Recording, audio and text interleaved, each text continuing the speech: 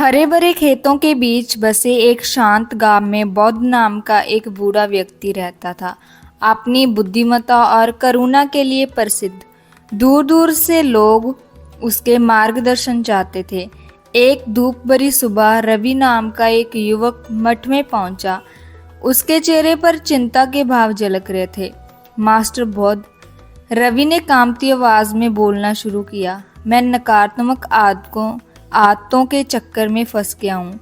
चाहे मैं कितनी भी कोशिश करूँ, मैं मुक्त नहीं हो सकता। ये ऐसा है जैसे मैं अपने मन का कैदी हूँ। बौद्ध धीरे से मुस्कुराया। आइए हम एक माली के बारे में बात करें, उन्होंने शुरू किया। एक माली अपने बगीचे की देखभाल सावधानी से करता है। वे निराई गुठाई करते हैं, वे पानी देते हैं और वे छोटे पौधों का पालन पोषण करते हैं। समय के साथ एक सुंदर बगीचा उभर कर सामने आता है। लेकिन क्या होगा यदि माली अपने बगीचे की उपेक्षा करे? क्या होगा यदि वो खपतकारों को फूलों के जीवन को खत्म करने की अनुमति दे दे? बगीचा, जो एक समय सुंदरता का स्थान था, उलझी हुई उलझन में बदल जाता है। रवि ने सिर हिलाया, उसकी आंखों में समझ उभर आई। बौद्ध ने आगे कहा, मन एक बगीचे की तरह है युवा। हमारे विचार वे बीज हैं जो हम बोते हैं।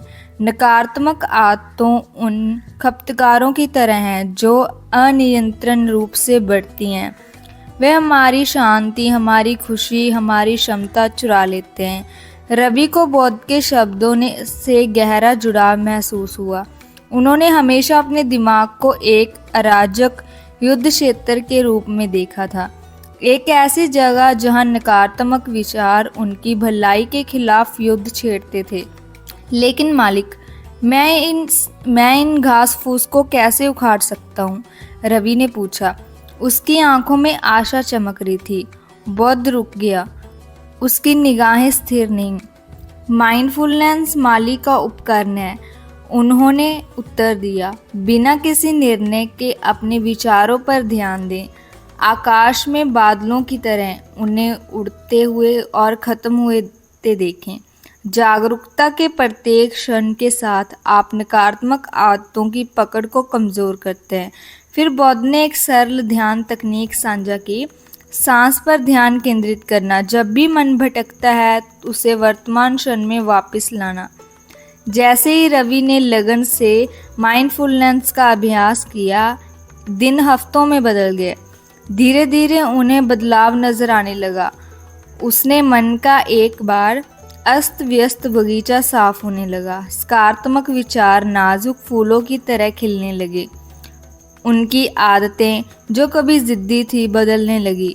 बौद्ध ने समझाया, ये नकारात्मक विचारों को पूरी तरह से खत्म करने के बारे में नहीं है, बल्कि आप पर उनकी शक्ति को कम करने के बारे में है। याद रखें, मन एक मांसपेशी की तरह है, जिसका अधिक आप इसे चेतना के साथ प्रशिक्षित करेंगे, ये उतना ही मजबूत होता जाएगा। रवि को शांति और मुक्ति का एहसास हुआ, जो उसने पहले कभी अनुभव किया ही नहीं था। उन्होंने महसूस किया कि आदतों की जंजीरों से मुक्त होना कोई अचानक नाटकीय बदलाव नहीं है, बल्कि मन की एक सौम्य लगातार खेती है। जैसे ही रवि ने मठ छोड़ा, वह अपने साथ न केवल ज्ञान बल्कि एक नई शक्ति भी लेकर आया। वह अपने मन का कैदी नहीं बल्कि उसका स्वामी था, और एक कुशल माली की तरह वह अपने विचारों के बगीचों की देखभाल, विकास और सुंदरता का पोषण करेगा।